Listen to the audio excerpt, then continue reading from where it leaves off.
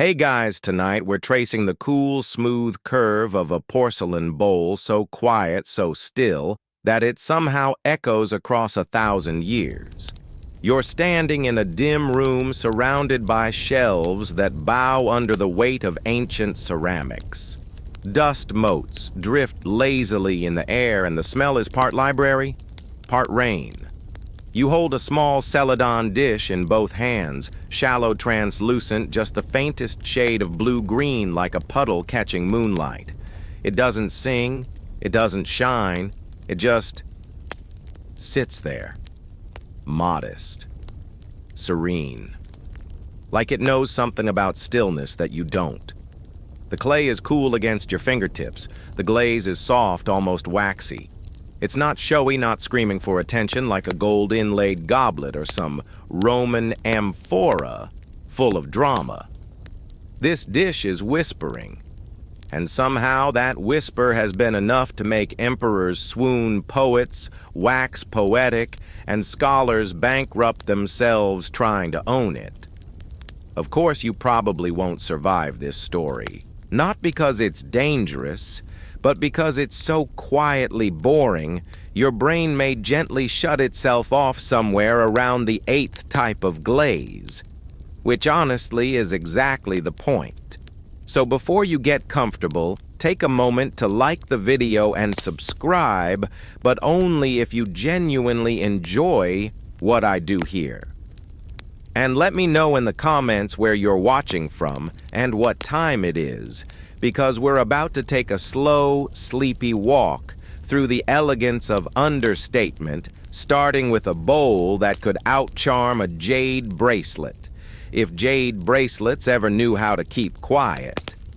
Now dim the lights, maybe turn on a fan for that soft background hum, and let's ease into tonight's journey together. You tilt the bowl just slightly, watching how the light puddles and rolls across its surface. No decoration, no dragons, no flowers, just that dreamy celadon hue somewhere between seafoam and glass and the barest suggestion of a rim. This is Rouware, or maybe Guanware, it's hard to tell. Even historians squint. The Song Dynasty's best porcelains are notoriously subtle. The glaze crackles gently with age, like a delicate spider web under ice. Not flaws, no, that's intentional. Controlled crackle prized for its randomness, a silence that speaks in fractures. You set the bowl down and look around the studio. Shelves groan with similar pieces. Nothing screams treasure, and yet every item here was once coveted more than jade, more than bronze. Some were even forbidden to be owned by commoners. They were imperial objects, ritual vessels, power in pottery form. There's something distinctly Song about it.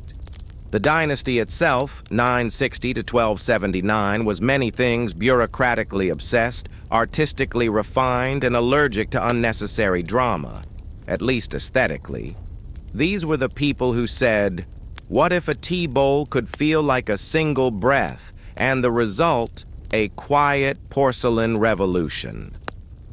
You walk through a gallery where each display case holds a near-identical dish, soft green, soft blue, maybe a whisper of purple-gray if you squint. The forms are calm, round, shallow, slightly uneven, perfectly imperfect. Nothing loud, no over-the-top motifs. No roaring tigers or phoenixes mid-explosion. Just forms designed for the hand, for the gaze, and maybe for tea. There's a famous line from a song poet. He held a bowl of dingware, pale white, with a scalloped edge, and wrote, 1,000 peaks of mist, trapped in one petal's curve. Either that's poetry or he was just sleepy. Honestly, it works either way. You reach a small platform and find an unlabeled dish, no plaque, no velvet rope. Just a single bowl resting on raw wood. This one is deeper with a more pronounced foot. The glaze pools slightly at the bottom, darker there, almost smoky. You lift it slowly, expecting it to feel weightless. but it doesn't. It's heavier than it looks. Solid. Grounded. Like it refuses to be mistaken for glass. And that's the thing, song Porcelain wasn't chasing perfection in the Western sense. It wasn't about flash. It was about balance. Yin and yang. Presence and absence. The idea that silence can be louder than sound, that an undecorated bowl can somehow say more than a mural. You trace your finger along the rim again. The lip is thin, but not sharp. It's designed for sipping not just tea, but intention. The song court treated tea drinking like a meditative ritual. The texture of the cup mattered. The way the glaze reflected the frothy surface of whisked tea, that mattered too. Some glazes were favored specifically because they made tea foam stand out. Others because they matched the moonlight. It sounds ridiculous until you sit in a quiet room steaming tea in hand and realize you're just admiring the bowl. Not scrolling, not talking, just looking. Historians still argue whether this obsession with subtlety came from Confucian restraint or just really good marketing from the kilns. Either way, it worked. You pause watching your reflection in the dish. The glaze slightly distorts it as if the past is still swirling around inside. And maybe it is. Because this bowl, simple and silent, has survived dynasties, wars, museums, and careless fingers. It has outlasted fashion empires and at least 3 varieties of cursed TikTok drinks. And yet here it is still serene, still whispering. You place it back gently, and in the silence that follows, you begin to understand this wasn't just a dish. It was a philosophy you could eat from. You leave the quiet museum space behind and step into the morning mist of a Song Dynasty kiln village, somewhere tucked between pine-covered hills and slow-moving rivers. You're not entirely sure how you got here. It's dreamlike, like someone dropped you gently into a scroll painting right before the ink dried. The village hums softly, not with chatter or commerce, but with the steady rhythm of people who've been doing the same thing every morning for generations. The potters rise before the sun. The air smells like clay and ash and tea steam. You hear the slow crunch of someone walking barefoot over gravel, the distant bark of a sleepy dog, and the quiet flap of drying linen. Everything is hushed as if even the roosters are waiting for permission to crow.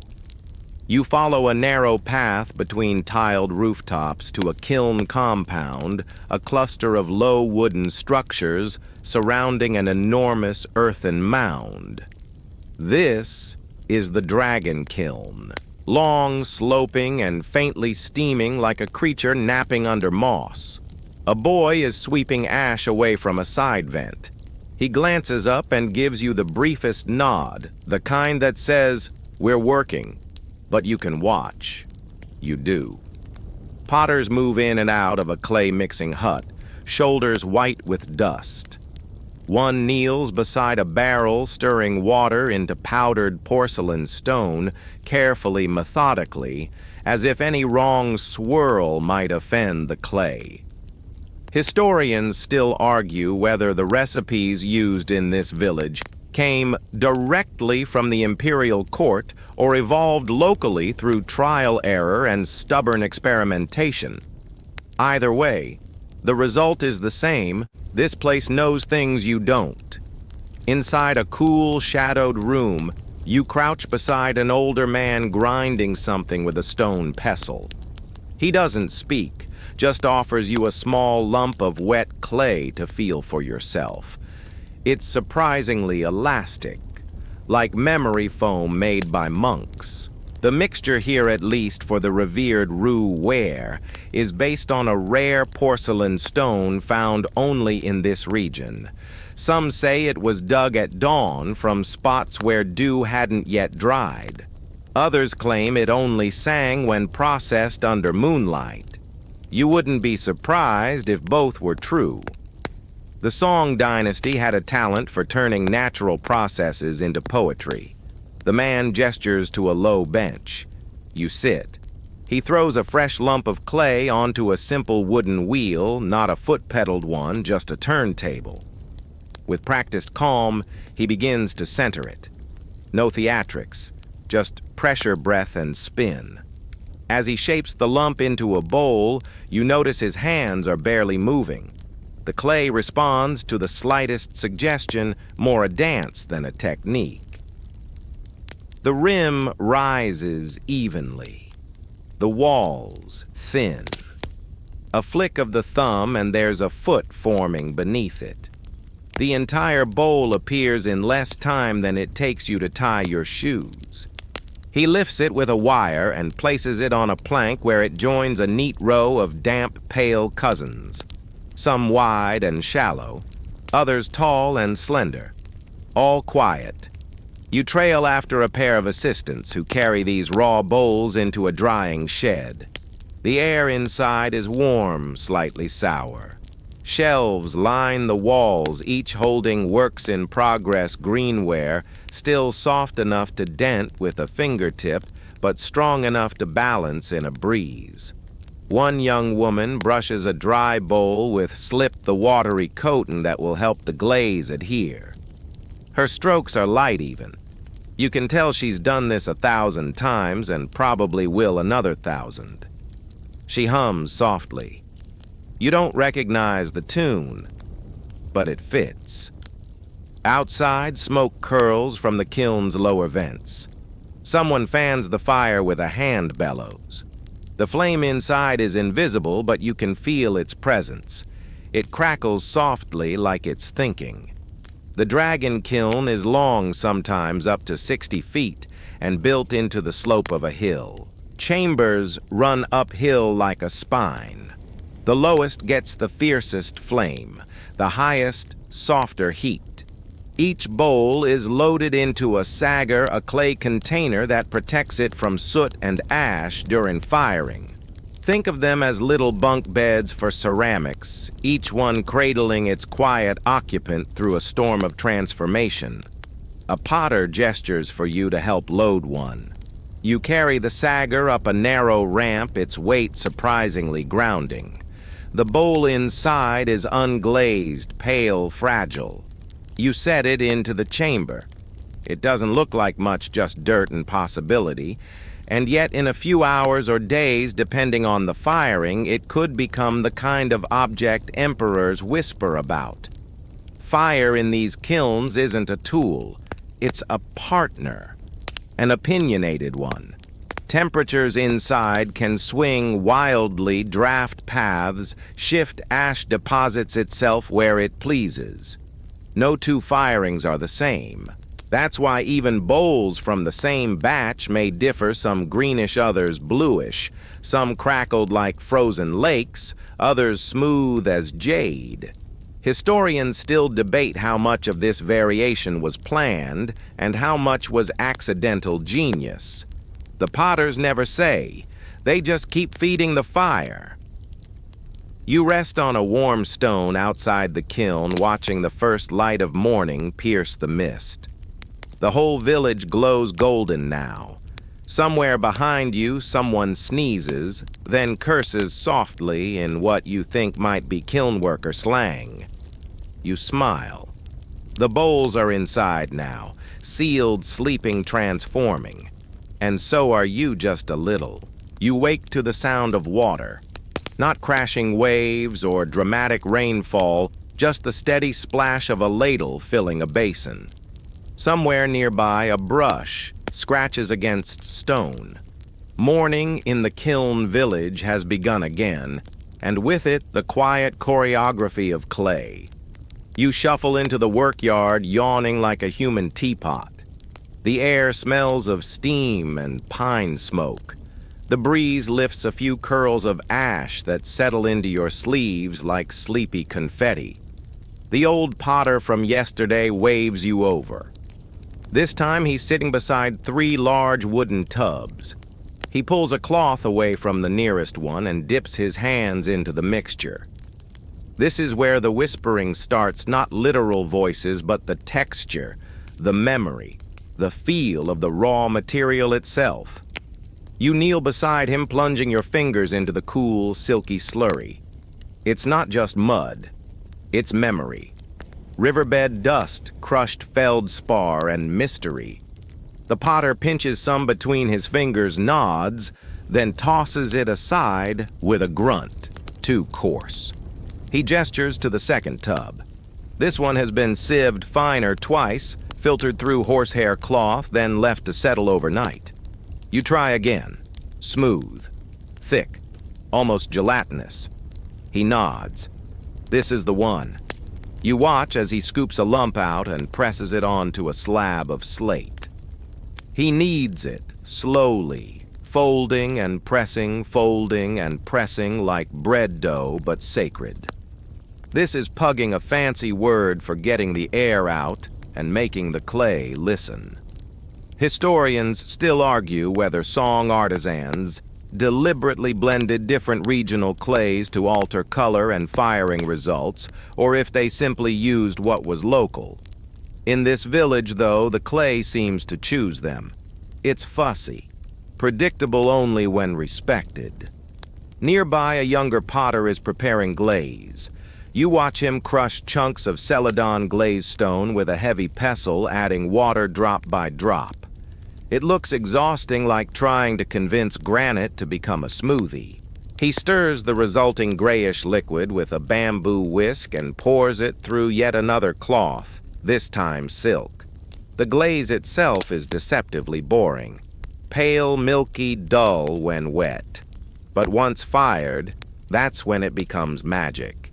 You peer into a bowl of settled glaze and see faint colors hiding underneath. Green, yes, but also blue, and maybe even lavender if the fire feels generous. You're handed a brush. A bowl sits in front of you, bisque-fired, chalky waiting. The task is simple. 1 even coat of glaze, no drips, no bubbles. You lift the bowl and begin. The glaze is colder than you expect. Thicker. It moves slowly, like it's deciding whether to trust you. You tilt the bowl, letting the liquid roll down the inner wall. It pools slightly at the base. Normal, the potter says.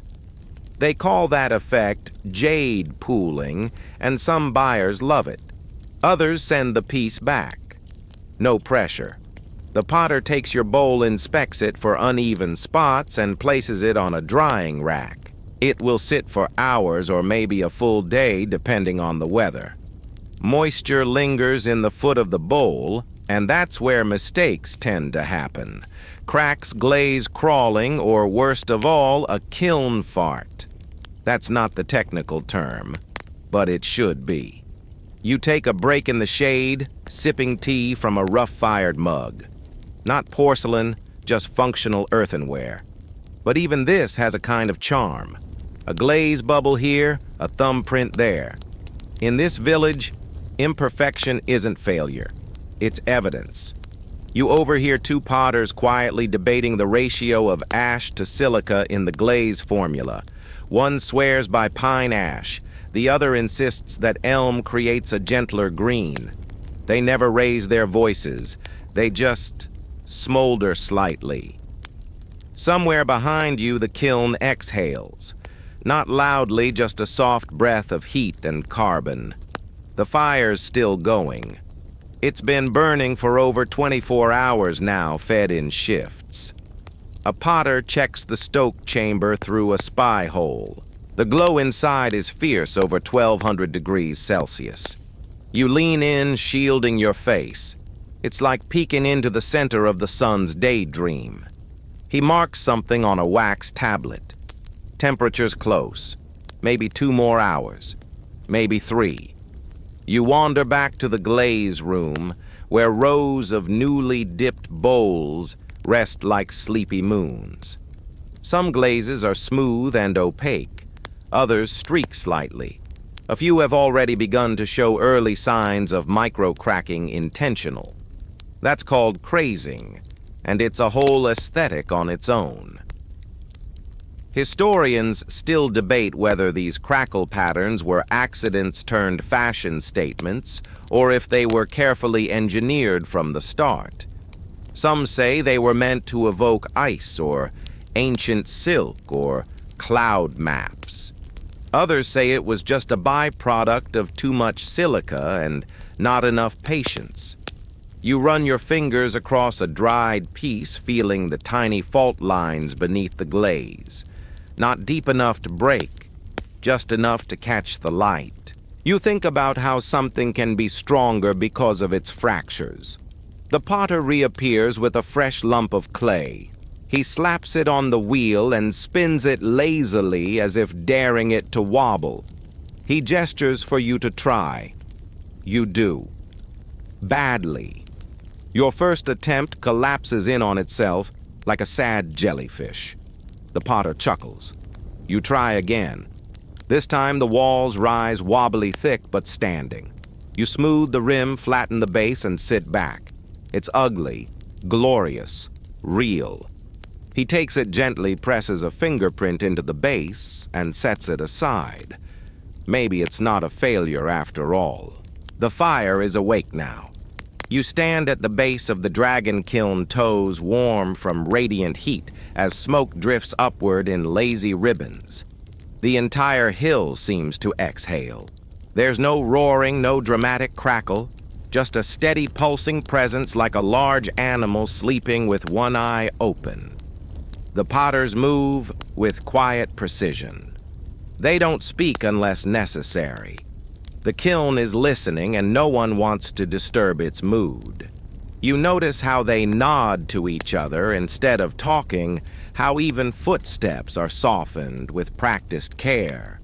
The kiln stretches up the slope like a spine built into the hillside with a curve that mimics breath. Each chamber, dozens of them, carries rows of porcelain bowls inside sagger boxes, nested for protection, waiting to be transformed. This is the part that always feels like magic, or gambling. A potter gestures for you to follow as he climbs the side path to an upper chamber. He peers through a peephole sealed with a removable plug of clay. Inside, orange glow. Shadows of stacked bowls shimmer behind flickers of flame. He replaces the plug and nods. Almost time. At the fire mouth below, a potter stokes the flames with a bundle of split pine. He leans in with a long rod, shifts the embers, checks airflow. It's like watching someone coax secrets from a dragon's belly. The fire responds, sharpening its heat, rushing with new breath. Historians still argue whether the song potters truly understood the thermodynamics of their kilns, or if they worked through feel alone, generational instinct passed down like family recipes. What's clear is they respected the fire more than they feared it. You sit on a nearby stone bench. The heat pushes gently against your legs. A woman beside you scribbles notes into a bamboo-bound ledger, temperature readings, wood type, atmospheric humidity. Every variable matters, she says. Even the mood of the fire. Mood. She nods solemnly. You don't question it. The glaze reacts to the fire's chemistry. Reduction firing, a process where oxygen is limited, can pull blues from green, deepen purples, even coax hints of silver from an otherwise dull ash. The difference between good and great, often one misplaced log. Someone mutters about fire bloom. You look confused. He clarifies a rare effect where glaze blushes ever so faintly, usually in spots where flame has kissed the piece most directly. Unpredictable, uncontrollable, unforgettable.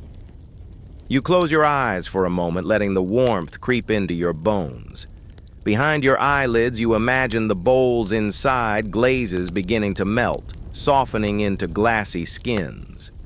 The clay is changing molecularly now, shrinking slightly, becoming something it never was. You think about transformation. How heat doesn't destroy it reveals. And then comes the weight. You're told this firing will last 36 hours. Longer if the weather shifts. Wood is fed in shifts every hour, all night, no interruptions. The potters nap in turns. No alarms, just internal clocks set by years of practice and probably caffeine disguised as herbal tea. You help carry more pine logs to the stack. Some are split narrow for quick burning, others thicker for long, slow heat. You smell resin, sap, ash on the wind. Later you walk up to the top of the kiln again. The view is soft and gray. Trees blur into mist. Somewhere below a goose honks at nothing in particular. You sit beside the chimney and watch the smoke trail into the sky, pale, lazy content. The potter beside you unwraps a small package, steamed rice and pickled radish, and offers you half. You eat in silence, both of you warmed from the ground beneath. Sometimes she says the best bowls come from the ones you forget you made. You raise an eyebrow. She smiles. The fire remembers. Later, when the final wood is added and the vents are sealed, the entire kiln seems to sigh. A deep, contented hush falls over the compound. Now comes the cooling. It will take days. You wander down through the village again. It's quieter now, no clinking of glaze jars, no shouts across the loading yard. Just soft, sweeping, muted footsteps, a few snoring workers curled up beneath awnings. You pass a row of stacked sagger boxes, each one blackened from past firings, scars of heat, badges of honor. Somewhere in a corner, half covered in moss, you spot a broken bowl. The glaze has pooled unevenly, one side bubbled, the other cracked. A reject. But in the corner of its base, a faint fire blush still clings, pinkish, shy, accidental. Even mistakes here carry beauty. You walk back up toward the kiln again, just in time to see the smoke thin into transparency. The fire is done. It rests now, glowing quietly inside its earthen shell, like a secret only time can open. You feel different. Warmed, maybe. Softened. Like the clay. You return to the village 2 days later. The kiln has cooled, though the earth around it still holds a faint warmth, like the last breath of a long nap. The potters gather silently, pulling aside the brick seals with practiced ease. The fire's work is done. Now comes the reckoning. You hover just out of the way as the first sagger boxes are lifted out. Their sides are scorched, cracked, soot-blackened. But inside, oh inside, is where the breath catches. A bowl emerges, pale as morning frost. The glaze, pooled in soft valleys, thin on the rim, thicker near the foot. Light dances across the surface like it's passing through water. There's a hush. Even the wind seems to hold its breath. A potter nods. It's good. More pieces follow. Some have blushes, those rare fire blooms you've heard about. Others shimmer with faint blue tints, somewhere between sky and memory. A few, though, just a few, have flaws. A hairline crack. A glaze bubble. One tilts slightly on its foot like it's leaning into a secret. Still, most are lovely. You're handed a bowl to carry.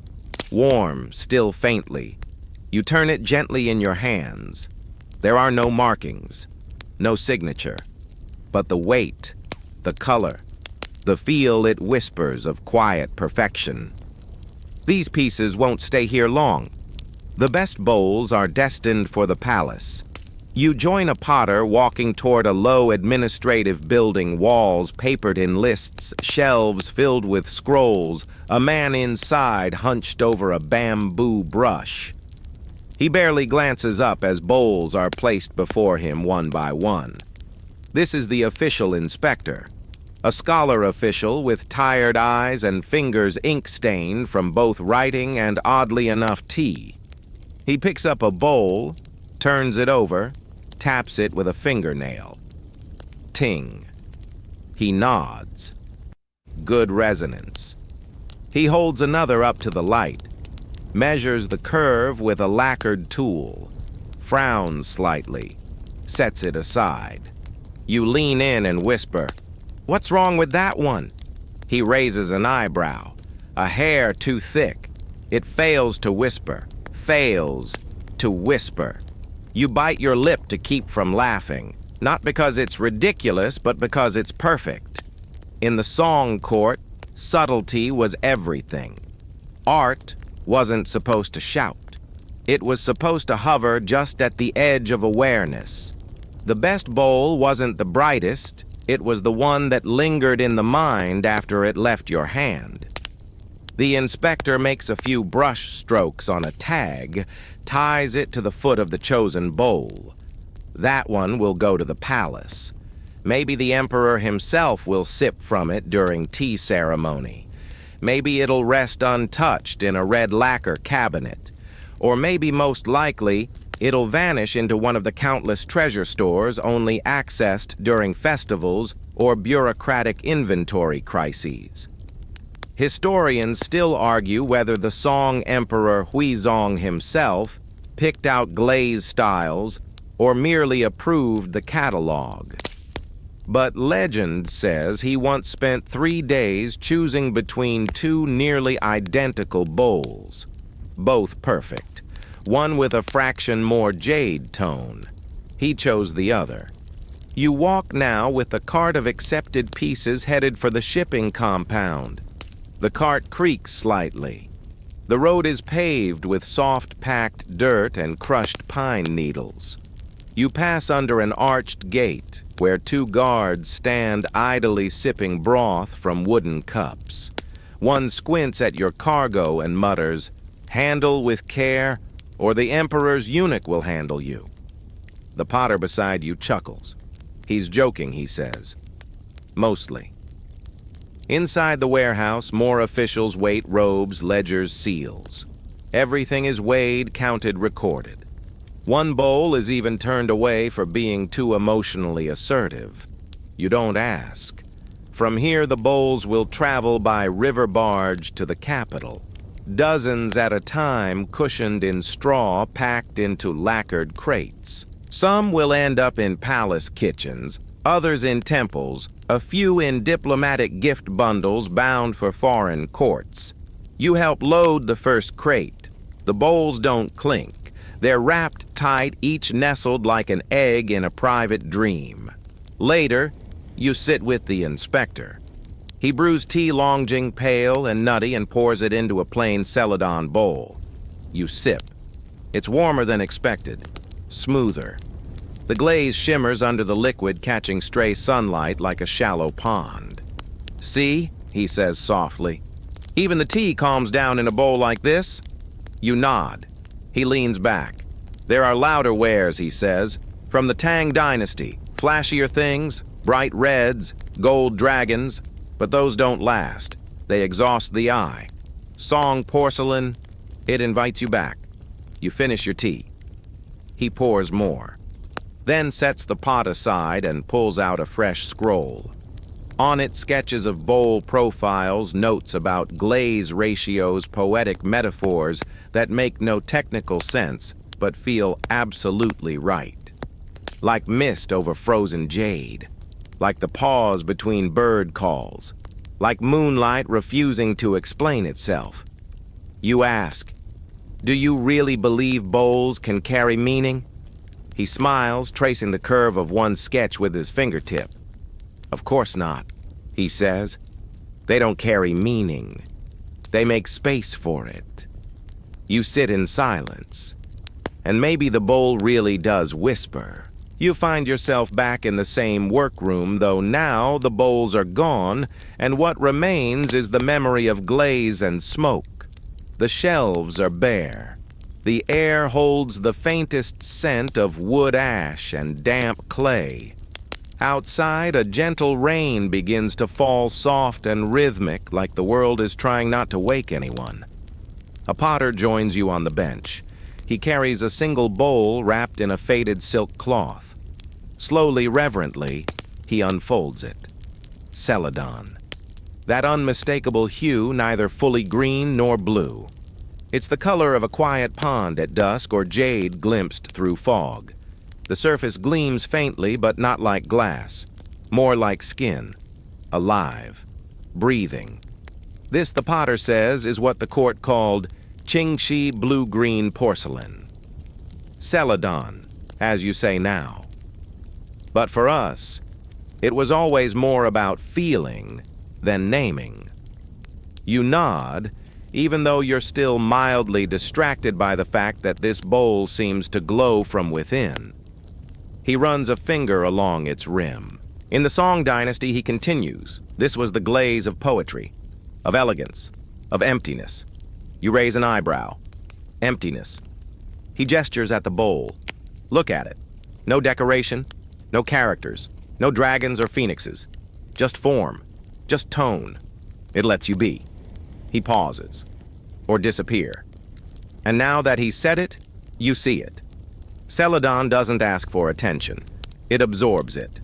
You find your breath slowing, your shoulders easing. The bowl does nothing, and yet, it does everything. Historians still argue whether Celadon's popularity stemmed from Confucian ideals, harmony, modesty, balance, or simply from imperial trend-setting. Either way, by the 12th century, Celadon had become the glaze of taste. A bowl like this could cost more than a silk robe. Even more if it bore the subtle pooling at the base, the tear of the kiln, as one poet called it. You take the bowl gently and tilt it in your hand. The crackle pattern crazing, they call it, is impossibly fine, like the skin of an old apple or the surface of a frozen lake. Not a flaw, a signature. Each line a whisper from the fire. There's a reason these pieces are described in metaphors, not measurements. A glaze wasn't just blue, it was mist, breaking over mountain pine. Not just glossy, it was the sheen of sorrow at dusk. You suspect half the court officials were secretly failed poets. And in the middle of all this subtlety status, Celadon wasn't democratic. It was curated, controlled. Especially rue were the rarest of them all. Legend says only a few hundred perfect rue pieces survive. Some even had iron foot rings to signal they were not for sale. Imperial use only. Basically, you break it, you owe the emperor your house. You examine the bottom of the bowl. It's smooth, slightly uneven. The glaze stops just short of the foot, a soft transition from gloss to raw clay. That wasn't laziness. That was technique. The unglazed foot allowed the piece to sit on the kiln shelf without fusing to it. And even this exposed edge was judged for tone texture, the color of fired earth. The potter sips tea, then adds, different kilns had different flavors. Rue was soft pale with tiny bubbles under the glaze. Guan was richer, darker, with bold crackles. Longquan, that was the forest after rain. And Ding. Ding was porcelain snow. You blink slowly. Either you're becoming poetic too, or you're falling asleep with your eyes open. He chuckles. Celadon gets into your head. That's why we call it the quiet obsession. Outside, the rain thickens. You hear it pattering on the tiled roof, drumming faintly on the bamboo gutters. Even that sound feels muted by the bowl in your lap. There's something monk-like about Celadon. Something that feels not religious exactly, but meditative. As if the object itself practices stillness. You think back to a story you read once, an imperial official tasked with finding the perfect Celadon bowl. He spent 10 years collecting examples, comparing glaze pooling, assessing foot rings, even studying how the sound of tea echoed inside different shapes. In the end, he chose one with a barely visible warp in its rim. It wasn't symmetrical, it wasn't flawless, but it made him breathe slower. You return the bowl to the potter. He wraps it again in the silk folds. The cloth carefully places it in a wooden box, lined with rice straw. "We don't display these," he says. "We remember them." You both sit in silence for a while, sipping tea, listening to the rain and the creak of wood beams. You ask, finally, "Why do people care so much about something so quiet?" He smiles, eyes closing briefly. Because in the quiet, everything else falls away. And you believe him. You close your eyes, too. Somewhere nearby, another potter is washing tools. A child giggles in the distance. The fire is out. The bowls are gone. But the celadon lingers calm, weightless, whole. And so do you. You wake to the slow creak of wooden shutters being opened. A breeze slips through the window, cool, earthy, and laced with the scent of river reeds. Morning in the song landscape doesn't arrive with a bang. It seeps in like ink into rice paper. You're staying now in a scholar's studio, not far from the kiln village, but quieter still. The building hugs the edge of a stream, and outside water glides over flat stones with the kind of rhythm that could lull a dragon back to sleep. Inside the studio is everything you expected and less. Sparse, tidy, and utterly serene. A few scrolls on the wall, a calligraphy table, a brush holder carved from gnarled rootwood, and of course a single celadon bowl resting on a lacquer stand, like it's practicing social distancing from every other object in the room. This is the world of the song literati. Not emperors, not potters. These are the scholar officials, those strange poetic bureaucrats who ran the state and wrote epic verse about moonlight puddles and the existential despair of plum blossoms. You sit cross-legged beside the low table admiring the bowl. It's perfectly ordinary, and somehow absolutely not. Pale celadon glaze, gentle curve, no markings, no flourish. And yet it's clear this bowl has been places. The scholar enters robes, soft beard, wispy hands, stained with ink. He gives a small bow gestures to the bowl and pours tea into it directly. You blink. Isn't that risky? He smiles, reading your thoughts. A bowl unfilled has no purpose. Even beauty must serve. You sip.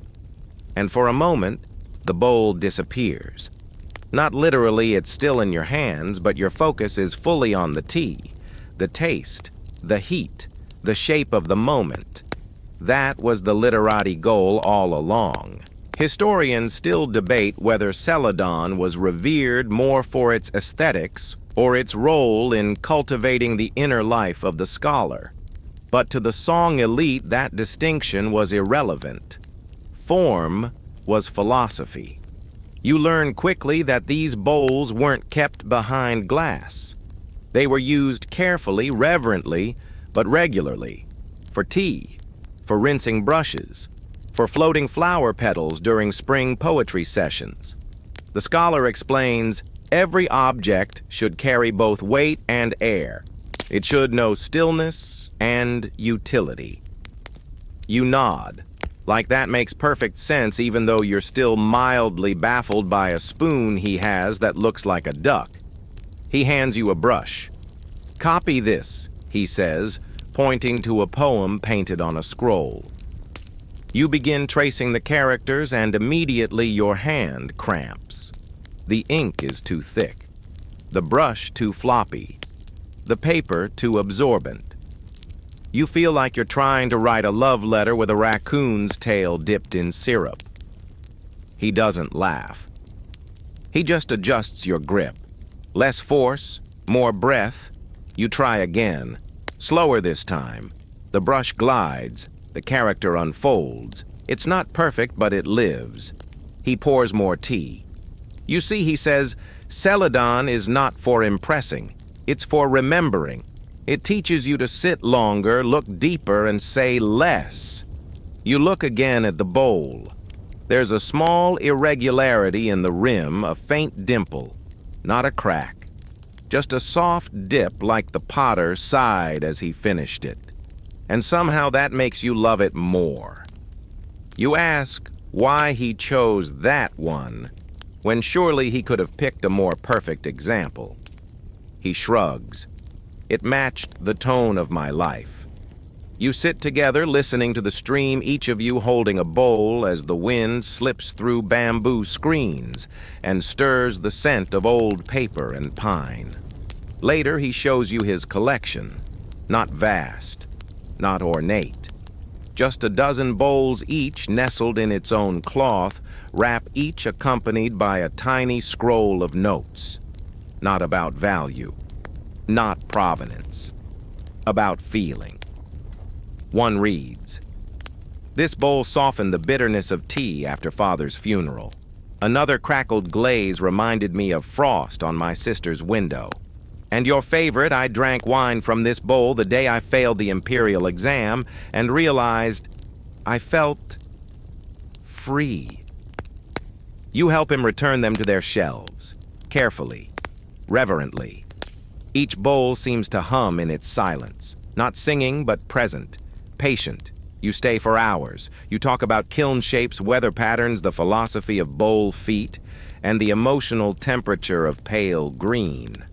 You laugh once, then apologize for being too loud. He waves you off. Laughter suits Celadon too, he says, so long as it knows when to pause. When evening falls, he gives you a bowl to hold as you walk back to your guest house.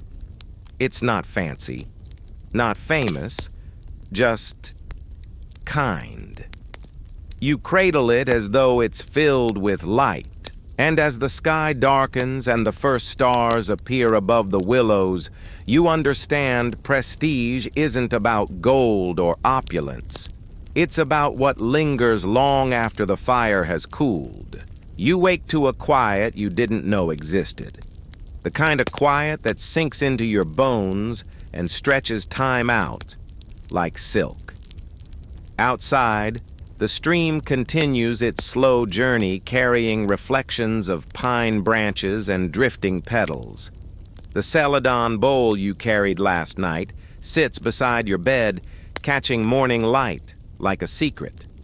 You rise, stretch, and make your way back toward the scholar's studio, but today, he's not there. Instead, a scroll has been left on the door. A brush painting of a single bowl, haloed in gentle ink washes. Beneath it, seek the kiln of lost names. So naturally you do. You follow a mossy trail through cedar groves, past a crumbling pagoda, and down a slope where the trees seem older than memory. The path narrows. The air grows cooler. You hear bird song, then silence, then bird song again, as if even they are pausing to listen. And there it is, a broken kiln.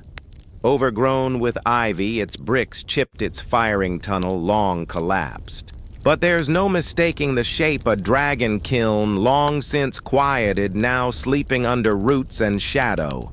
This, you're told by a passing monk, is one of the orphan kilns, those forgotten sites not listed in court records, not praised in official histories.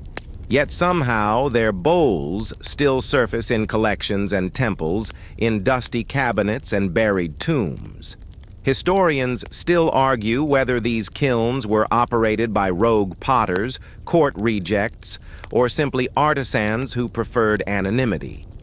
What's certain is this: some of the most hauntingly beautiful Celadon ever made came from here, from nowhere. You sit on a fallen beam and run your fingers through the soil. Shards, dozens of them, some barely curved. Others still bearing the ghost of glaze, faint green spiderweb crackles, even the glint of pooled ash in one corner.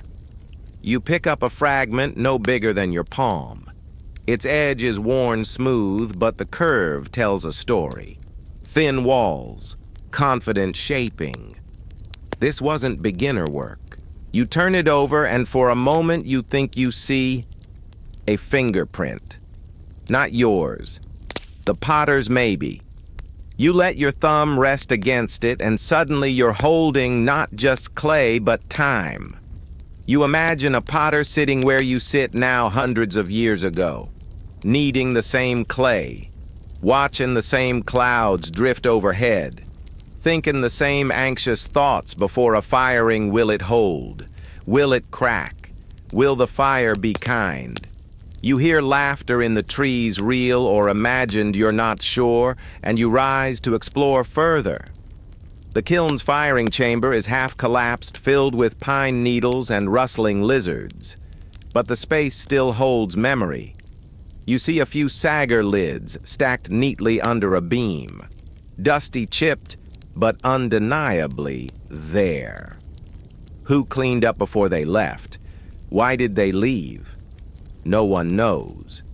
You find a small structure nearby, half storage shed, half workspace. Inside, the faint outline of throw-in wheels, old glaze jars, and a row of wooden shelves buckled under the weight of moss. On one shelf, almost hidden under a piece of slate, you find it. A bowl, whole, untouched. It's simple, no decoration. A few pinholes in the glaze, a foot slightly off-center, but it radiates something you can't name. The color is softer than most celadon, like rain seen through green silk. You lift it, lighter than expected, balanced. The bowl doesn't pretend to be perfect, and maybe that's why it's perfect. You sit cross-legged on the dusty floor bowl in your lap and take a breath. Some say these orphan bowls were made in rebellion by potters tired of court demands and impossible standards. Others say they were the passion projects of fired apprentices or board inspectors. But most agree there's heart in them. More risk, more self, less polish. You return the bowl to its spot. It belongs here, not in a museum, not behind glass. Just here, resting, breathing. You walk back slowly, your shoes crunching on old kiln brick, your thoughts softening with every step. By the time you return to the scholar's studio, the scroll has changed. A new poem waits on the door. Some bowls are born for emperors, others for riverside tea. But the best ones, the ones you remember, are the ones that never asked to be known. You sip tea alone that afternoon, holding your own bowl, the one the scholar gave you. You run your finger along its rim. It's not perfect. And now, that's exactly what you love most. Evening falls again, slipping in so gently you don't notice until the shadows stretch long across the veranda. The bowl in your lap feels warmer than the tea it holds, and you're beginning to realize that time works differently here. Not slower exactly, just quieter. You wander through the village with your borrowed bowl in hand. No one seems to mind. In fact, a passing potter gives you a small nod, as though the bowl itself has granted you a kind of temporary citizenship. Tonight, you're heading toward a gathering, an informal tea session, hosted not by a scholar or inspector, but by a group of the potters themselves. Workers, craftspeople, clay-splattered experts in robes that never quite stop smelling faintly of smoke and river mud. They've set up in a garden behind the main throwing house. Lanterns hang from low branches. Stones are arranged in soft spirals. A simple plank table holds a dozen or so celadon bowls, each resting on its own small pad of folded cloth. You sit cross-legged on a reed mat. Someone places a bowl before you along with a kettle shaped like a sleepy goose. The tea is pale and fragrant. Probably oolong, or maybe chrysanthemum. It doesn't matter. What matters is how it looks inside the bowl. The glaze glows in the lantern light. Not shiny, just alive. The color of moss after rain, the edge of pond water when the moon passes over it, and beneath it faint lines crazing again like a map you'll never finish reading. One potter gestures to the bowls on the table. "Guess which one the emperor preferred," he says. You point to a glossy symmetrical piece with an elegant foot and perfect pooling. He shakes his head. "That one's new." Then he points to a lopsided thing, slightly warped. Hairline crack on the inside, but the glaze a dream. Soft cloud green with hints of violet clinging to the inner rim. You could lose hours looking at it. Maybe you already have. Historians still argue whether imperial taste led artisans or whether the artisans quietly led the court the potter adds. But I think it was more of a conversation, and sometimes the best ideas whispered from below. You sip again. There's laughter around the circle now. Someone's telling a story about a bowl that literally rang like a bell when tapped, and how it ended up being used as a musical instrument in a local temple. Another potter jokes about a firing so bad the kiln gods were probably offended by someone's haircut. But then the mood softens. One of the older potters brings out a box. Inside 5 bowls, not displayed, just resting there. "First kiln, first bowls," she says. "My hands were shaking. The glaze on them is patchy, too thin in places, too thick in others. Some have bubble scars or uneven rims, but none of them are ugly. They carry effort, hope, maybe even a little fear." She lets you hold one. It's heavier than most, and the glaze has pooled like storm clouds gathering. But the foot ring is strong, confident. "That's where she started," she says. "Build the base. Let the rest figure itself out. You remember your own crooked bowl from days ago, the one that collapsed once, then stood up wobbling like a newborn deer. Where did it go? You wonder if it survived the fire, or maybe it didn't. Either way, you feel a strange gratitude for it now. It taught your hands to listen." As the evening drifts, on the potters begin swapping bowls, passing them around like stories, letting each person feel their weight, hear their voice sip from their rims. You watch one man hold a bowl to his ear, not to hear, but just to be with it. You ask what he's listening for. He shrugs. Some bowls say nothing. Those are the ones I trust. You look at your own again. No bloom, no crackle, no rare pooling. Just calm. You trace the edge with your thumb. You think maybe you hear something too. Not words, not even sound. Just presence.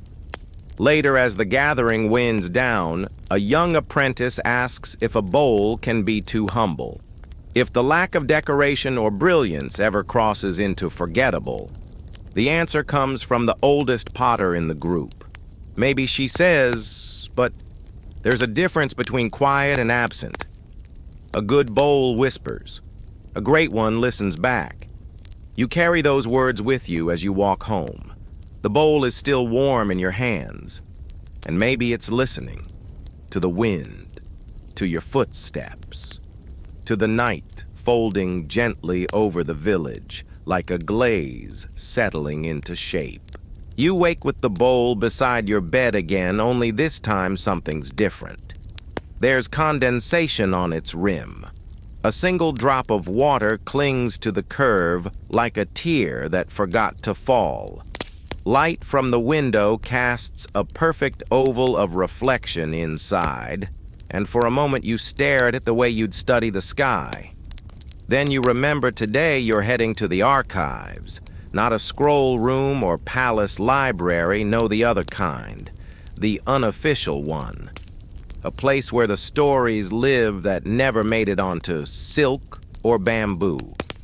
You follow a narrow path behind the throwing sheds past rows of mossy urns and reach a small wooden building that leans slightly to the left like it's tired but polite about it.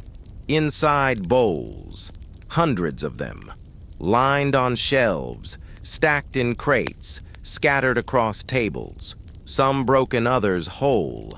All of them failed. This is the reject room. The potter who greets you calls it the Quiet Museum. He's short, wiry, with a twinkle in his eye and soot permanently embedded under his fingernails. He tells you every bowl here has something wrong, or depending on your mood, something right. You pick one up at random. It's pale celadon, but the glaze has pinholes, little bursts where air or impurities interrupted perfection. Too eager to breathe, he says with a grin. Another has a beautiful body, but a warped foot wobbles on the table like it's trying to make a point. That one just wanted to dance. There's one you hold for a long time. Glossy, crackled, thin-rimmed. Absolutely stunning, except for the glaze running too low on one side, leaving a bare clay scar. The kiln got greedy, the potter murmurs. Tried to take more than it gave. Historians still argue whether kilns were seen as tools or temperamental collaborators. Some potters believed each kiln had a personality, some gentle, some wild, some just plain unpredictable. That's why the same glaze formula could produce miracles in one kiln and disasters in another. You wonder what that says about people.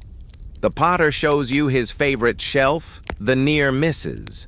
Bowls that almost passed inspection. One has a fire blush in the shape of a leaf. Another has a foot that curves like a question mark. This one, he says, lifting a gently dented bowl, once held tea for the crown prince, until he saw the crack. You ask what happened next. The potter grins. The servant drank the tea instead. Said it was the best sip he ever had. There's something freeing about this place. You find yourself letting go of the need to categorize perfect, imperfect, success, failure. You just hold bowls. Turn them, listen. A shallow dish catches your eye. The glaze is almost translucent with a few tiny specks of iron that resemble stars. It was probably dismissed as flawed, but here in this hushed room it feels celestial. You think back to your first attempts at the wheel, the clay that buckled, the lopsided shapes. You'd thought they were failures. Now you're not so sure. The potter offers you a seat and pours tea again into a failed bowl. The glaze is uneven, the foot too thick. But the tea still steams, still comforts. He says I like drinking from bowls that didn't make the cut. They remind me that even the unfinished can be useful. You ask how many bowls he's made over the years. He shrugs. Thousands. Tens of thousands. Most forgotten. But the ones that haunt me, the almosts. That resonates. He lets you pick one to take with you, any bowl from the archive. You walk slowly, fingers trailing along shelves. So many choices, none of them screaming for attention. Then you see it. A bowl with a spiral on the base, not carved, just formed by the potter's fingertip when trimming the foot. It's barely noticeable, but it feels like a signature, like someone left a message for whoever would find it. You lift it. The balance is off. The walls slightly thick. The glaze gathered too heavily at the base, but it fits your hands, like it remembers them. You don't ask why it was rejected. You simply bow, thank the potter, and wrap it in your scarf. Outside, the wind has picked up. Leaves scatter across the path. Somewhere in the distance, a firing is beginning, the faint thump of wood being stacked, the hush before the flame. You walk slowly, the bowl tucked close to your chest, and realize something that settles deep. Not every bowl is meant for a pedestal. Some are meant to be held, sipped from, lived with. And those maybe are the ones that last longest in the heart. You dream of bowls that night. Not metaphorically actual bowls. Dozens of them spinning endlessly on invisible wheels, their glazes shifting like sky moods, cloudy, clear, storm-tinted, dusk-washed. One bowl opens like a flower. Another collapses with a sigh. A third glows faintly from within, then fades into your hands like a disappearing thought. You wake with the impression that you've just been through 1,000 years of pottery in 8 minutes of REM sleep. Outside, the morning mist hugs the trees so tightly that even the crows are whispering. You wrap your scarf, carefully cradling the archive bowl from yesterday, the one with the quiet spiral, and set out for your next stop, a hilltop temple rumored to house the oldest known song Celadon bowl, still intact. Not in a museum, not in a palace, in a shrine. You hike through terraces of bamboo and tea fields, the path soft underfoot, lined with moss-covered stones. A monk passes you halfway up, robes tucked for walking sandals, slapping softly against the path. He doesn't speak, just nods at the scarf-wrapped bundle in your hands like he knows exactly why you're here. At the summit, the temple is smaller than expected. Stone steps, a carved lintel, a gate that creaks just enough to seem wise. Inside, incense drifts in delicate spirals. The scent is neither cloying nor sharp, just present, like the quiet sigh of memory. And there it is. On a pedestal behind a screen of woven reed, the bowl. It's not behind glass, not roped off, just resting. You approach. It's deep celadon, cool-toned, with a glaze that pools gently in the center like water caught in a moonlit hollow. The crackle lines are fine, chaotic, beautiful. The rim isn't perfectly round. It dips just slightly, like it bowed once to someone and forgot to rise. There are no carvings, no gold, no signature, but it radiates something unmistakable: reverence. The monk who watches over the space steps forward. He tells you that the bowl has been here for nearly 1,000 years. It has survived dynasties, revolutions, theft attempts, earthquakes, and even a goat once. You don't ask for that story. Historians still debate whether this bowl came from the Rue kilns or a lost northern site that mimicked their style. Some claim it's the ghost bowl mentioned in a lost palace inventory. Others say it was made by a wandering potter who dropped it off during a thunderstorm and disappeared. But the monk says none of that matters. What matters, he says, is what the bowl holds. You peer inside. It's empty, but not.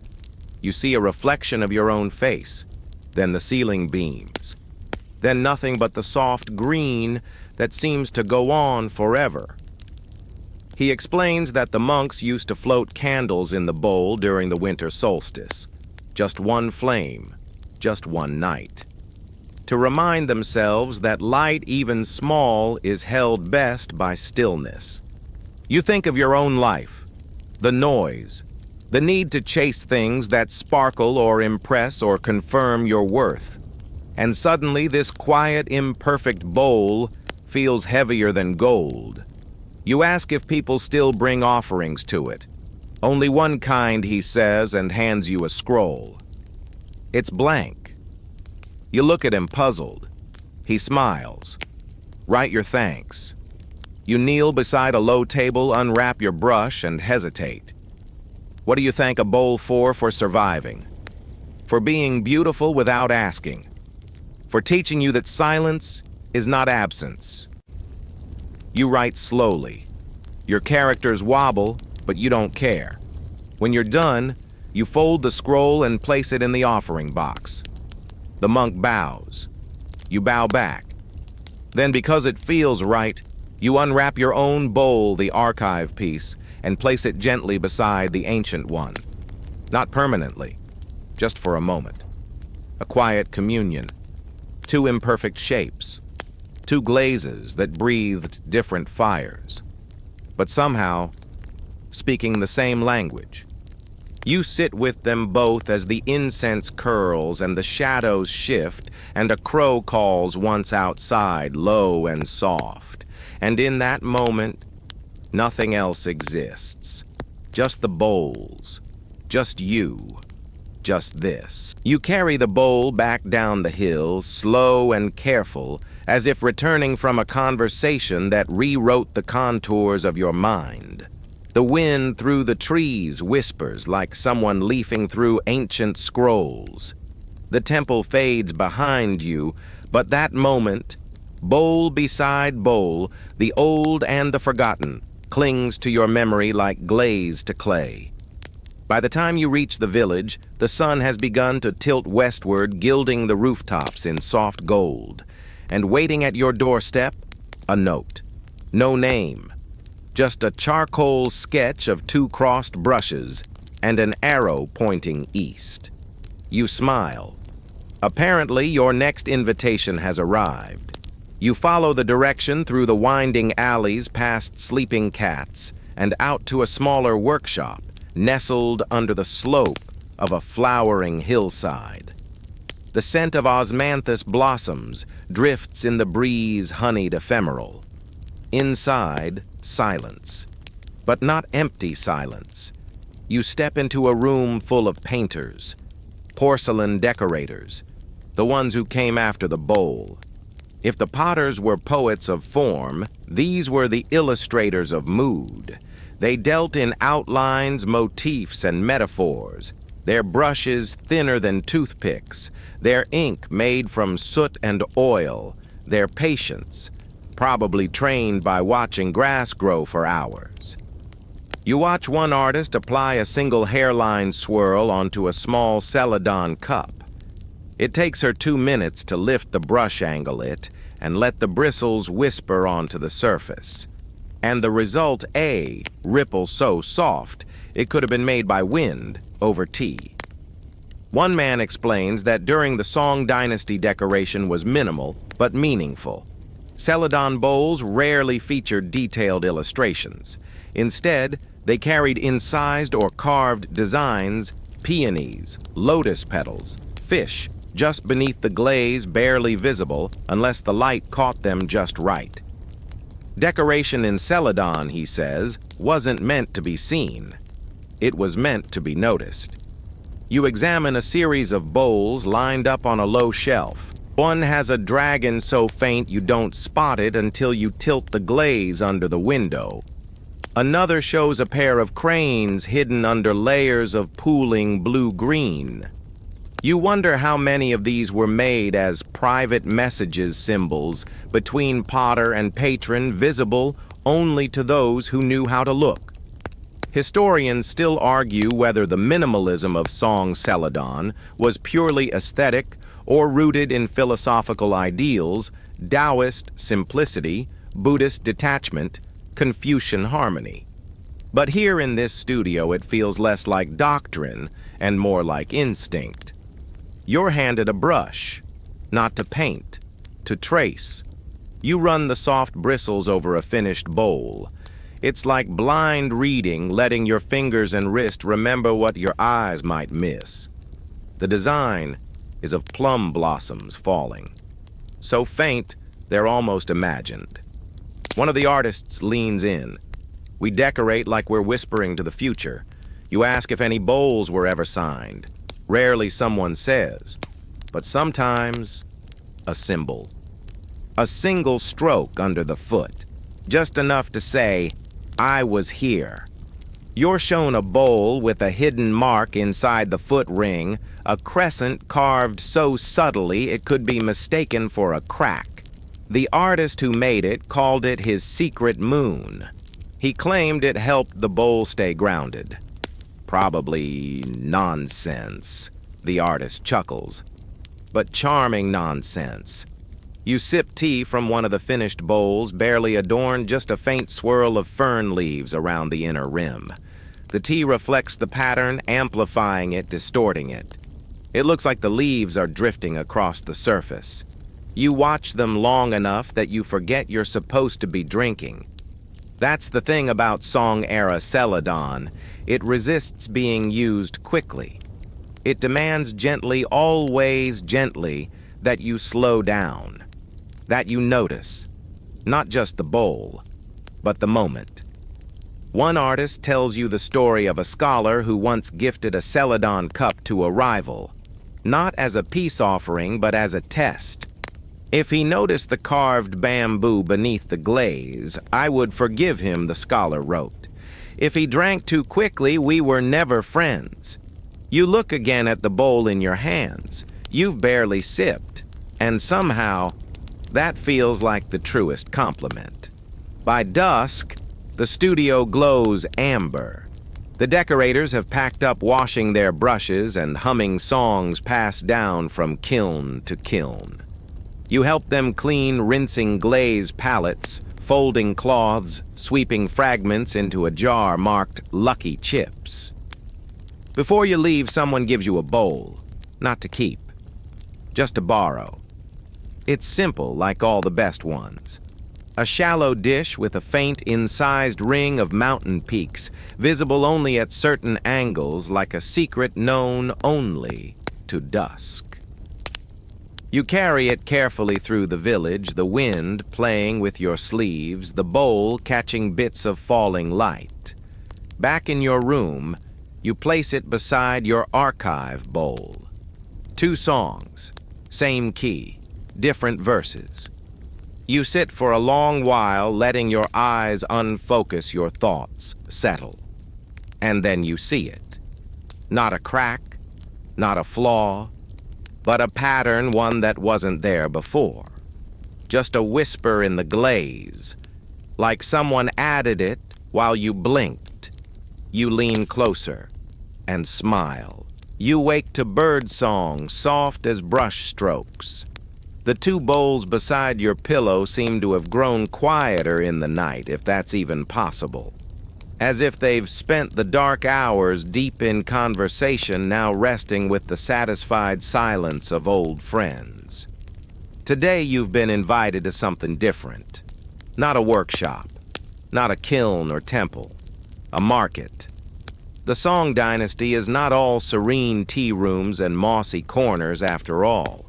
It was one of the most commercially vibrant times in Chinese history, where porcelain was as much a product as it was an art. You follow the river path into a bustling riverside town where trade boats bob lazily against the docks, and every 5th person seems to be carrying a bundle of something wrapped in linen.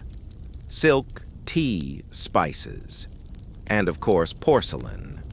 The market itself is a labyrinth of stalls, canopies, and animated bartering. Children weave through carts. Elderly merchants sip from cracked cups behind stacks of bowls. The air smells like steamed buns, camphor wood, and ambition. You pass a seller shouting about Longquan quality glaze at half the price, and another gesturing wildly to prove that his bowls don't just hold soup, they elevate it. There's even a man doing impromptu bowl balancing tricks on his head. You suspect his merchandise might not be song approved. It's a chaotic contrast to the quiet workshops and temples you've grown used to. But it tells another part of the story, how porcelain, especially celadon, moved through the world. Historians still argue whether song celadon became prestigious because of court use or despite its everyday popularity. After all, the same glaze that graced emperors' tables could be found in roadside inns, merchant homes, and temple altars. That's what made it powerful. It traveled. It adapted. You pause at a stall selling bowls from all over the region. One is thick-rimmed and clearly made for durability. Another has the telltale blue-green of a forgotten kiln's glaze formula, slightly more turquoise than Celadon should be, but charming in its defiance. A merchant lets you hold a bowl said to have been traded in a port city across the sea, likely Quanzhou. It's faintly ridged as if spun quickly, meant to be sold in bulk, but still treated with care. He tells you this one made it to Persia and back, or so my grandfather claimed. You nod. Did it bring anything with it? He grins. Maybe a little salt in the glaze. Indeed, you see tiny crystals embedded just beneath the surface, a chemical whisper from a journey across oceans. Trade, you realize, didn't just move goods. It moved ideas, techniques, styles, even preferences. Some say the craze for pale Celadon abroad shaped local tastes at home. Others claim the reverse. Either way, bowls became messengers. One potter you meet is setting up a stall with a mix of wares, Celadon bowls, unglazed teacups, a few comically long-handled soup ladles. He offers you a seat and pours tea into a bowl already sold, joking that it performs better under pressure. You ask how he prices his work. He says, I charge for shape, not for name. You glance at a nearly perfect bowl, flawless symmetry, even glazed, gentle slope. 10 coins. Next to it, a squat, slightly wonky piece with a glaze that pooled unevenly and one tiny blister on the base. 30 coins. You raise an eyebrow. He shrugs. That one's more honest. Had a harder life. Fair. As you sip, a buyer comes by in silk robes, evaluating bowls the way one might judge a competition of dogs, tilting, tapping, squinting, frowning. You watch him pass up a lovely little dish with a subtle, incised wave pattern. He calls it too shy. When he's gone, the potter smirks and pushes the same dish toward you. You trace the waves. You disagree. You leave the market with your scarf wrapped carefully around another bowl. A trader's piece, mid-quality glaze, no frills. But it feels good in your hands. Not everything needs to be precious to be loved. Back in the village, you lay it beside the other two. Now there are 3 bowls, one nearly discarded, one decorated in a whisper, and one born for commerce. They sit together on the wooden sill like siblings, not matching, but somehow meant to be. You light a lantern and spend the evening quietly sipping tea, occasionally turning each bowl in your hands, watching how the glaze responds to flickering light.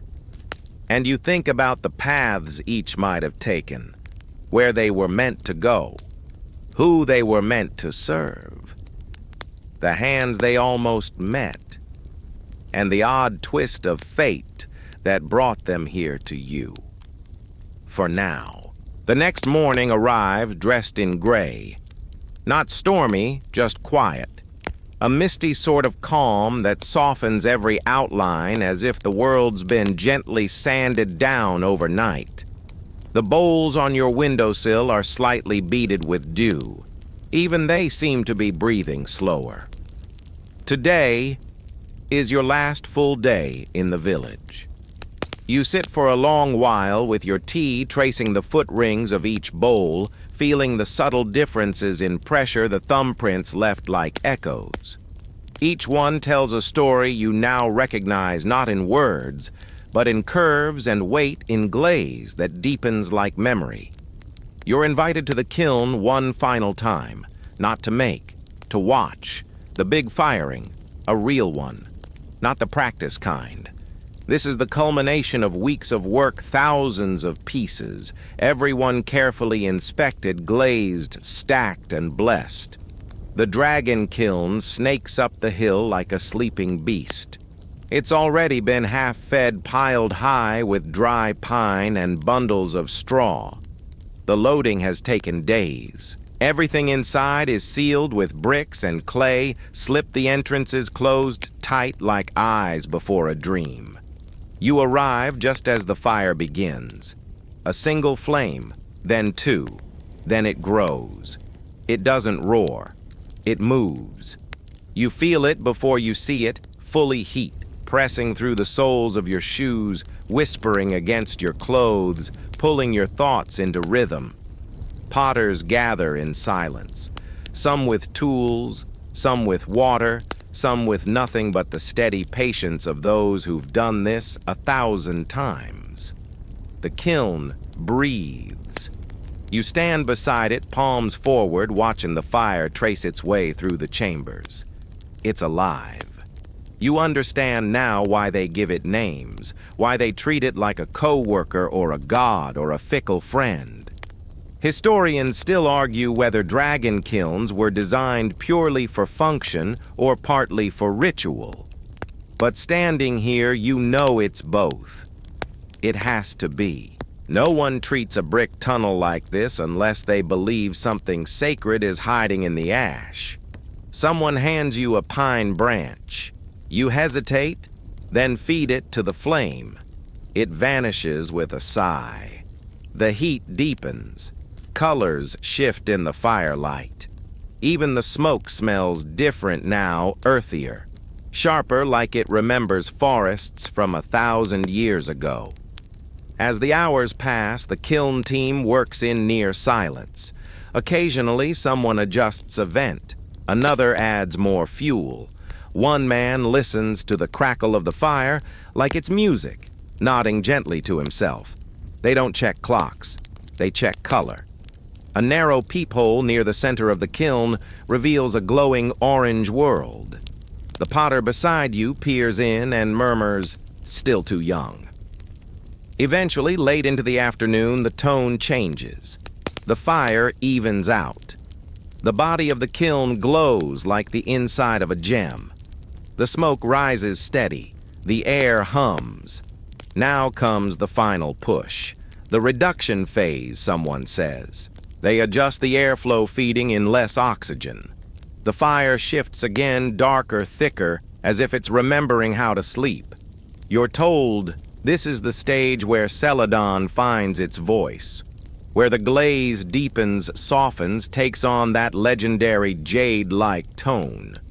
But it's not guaranteed. No two firings are ever the same. A slight draft, a wetter log, a forgotten ember. Anything can change the result. You look at the kiln and suddenly feel very small. Not in a bad way, in a way that connects you to something older. The kiln exhales, and the loading team steps back. The fire will die slowly over the next several hours. No one rushes it. Rushing ruins bowls. Rushing ruins everything. As dusk falls, the potters gather for a small meal near the base of the hill. Rice, pickled vegetables, a bit of dried fish, and tea, always tea, served in bowls that were once part of this same ritual. You sip from yours, thinking of the flames still curling behind bricks just a few meters away. Inside, hundreds of bowls are mid-transformation, melting, fusing, becoming. You glance at the sky. The first star appears. Someone plays a flute soft and breathy, more air than note. You think of your first awkward bowl. You think of the one that collapsed. You think of the temple bowl, the archive bowl, the market bowl, and you realize none of them needed to be perfect to matter. The real prestige of song porcelain wasn't in its flawlessness. It was in the way it held a moment, still, present, unapologetically itself. You sit until your tea cools, then pour the last drops onto the ground, a small offering for the kiln, for the fire, for the clay that chose not to crack. And as the night settles over the hills like a soft, cooling glaze, you walk home with empty hands and a full heart. You rise before the sun. Not because of any alarm, but because the morning feels like it's holding its breath. A hush rests over the village, the kind that only comes after something has been completed, but not yet revealed. Today is the opening. The kiln has cooled, the fire long gone. What's left now are bricks holding secrets, hundreds of bowls sleeping in ash and anticipation. You walk the path up to the kiln again, scarf looped loose around your shoulders, and join the quiet procession of potters and villagers heading the same way. No one speaks loudly. It feels like entering a temple. The master potter, calm, soot-streaked hands already dusted in the day's work, stands at the mouth of the kiln and nods once. It begins. They unbrick the seal slowly, each brick removed like a breath released. Warm air escapes in small clouds, carrying the faint smell of ash pine and clay. You peer inside and catch a glimpse, a wall of soft green glazed forms stacked with just enough space to breathe. Some glint, some don't. Some lean as if sleeping against each other. The first bowl is pulled. Silence. Then relief. The glaze is smooth, no cracks. A calm jade tone with tiny flecks of pooling in the base. Someone exhales audibly. One by one, they remove more. You see some that sing with color silvery greens, hints of blue pale celadon with a blush of violet. One bowl bears a perfect fire mark like a comet streaked across the rim. Another has a delicate hairline crack visible only when held to the light. But no one sets it aside. Not this time. Each piece is laid on bamboo mats, spaced carefully. The potters gather around them, not judging, just listening. You kneel beside a bowl that seems familiar. The form is simple, the foot gently carved. And on the base, that little spiral. Your spiral. It survived. Your crooked, uncertain bowl has returned from the fire. You lift it slowly, expecting imbalance. But no, it's stable now. The glaze has settled into something serene, even beautiful in a quiet kind of way. It's not museum perfect, but it feels finished, not flawless, complete. You run your thumb over the rim and find a tiny ripple. You smile. The master potter steps beside you. Not bad, he murmurs. It held. You bow slightly, not in pride, in thanks. Around you, other bowls are being reunited with their makers. Some cause joy. Some sighs. A few make their creators laugh out loud. One apprentice holds a wildly warped bowl and declares, "I don't know what this is, but it's mine, and I love it." You sip tea from your own piece later that morning. The tea tastes the same as always, but the feeling is different. Like you're drinking from a page in your own story. The villagers begin choosing bowls to take home. Some are gifts, some are for trade. Some will live on shelves, others in kitchens, others maybe on distant boats. The potters don't mind. Bowls are meant to move. Historians still argue whether Song Celadon's fame came from technique, philosophy, or imperial branding. But today, in the warmth of fire and community, you understand what made it quietly prestigious. It wasn't the glaze. It was the care, the patience, the humility, the willingness to listen to the clay, to the kiln, to the silence between brush strokes. You spend your last afternoon with the bowls on your windowsill, the archive piece, the market one, the decorator's gift, and now your own. Each bowl different, each a chapter, each shaped by more than hands, by mistakes, by waiting, by gentle fire. As the sun dips, you wrap one bowl in your scarf. Just one. You leave the others behind, not forgotten, just given back. You walk through the village one last time. The cats blink at you from rooftops. A potter waves. The tea vendor hands you a final cup and says nothing, just smiles. The river hums, the kiln rests, and the bowl in your hands, imperfect, humble yours, says everything that needs to be said. The night stretches out around you, now wide and soft. The fire has cooled, the wheels have stopped turning, and all that remains are the quiet echoes of bowls breathing in cupboards, cradled in hands, resting on shelves where they'll wait to be noticed again. You feel the weight of your bowl in your lap, not heavy, not loud, just there, present. A reminder that beauty doesn't always arrive with trumpets or golden seals. Sometimes it arrives chipped at the base with a rim that isn't quite round, holding stillness the way others hold pride. The village fades behind you like mist, but the silence it taught you follows. You let your shoulders ease. Let your hands go soft. Let your breath settle into something slower than thought.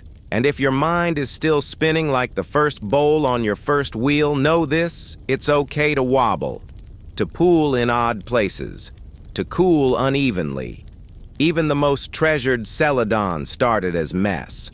And in the end, the quietest bowls are the ones people return to. So rest now. Let your thoughts glaze over like cooling clay. Let the weight of the day fire off, burn away, settle. You've done enough shaping for one night. Now all that's left is to let it be. Sweet dreams. End of script. Sweet dreams.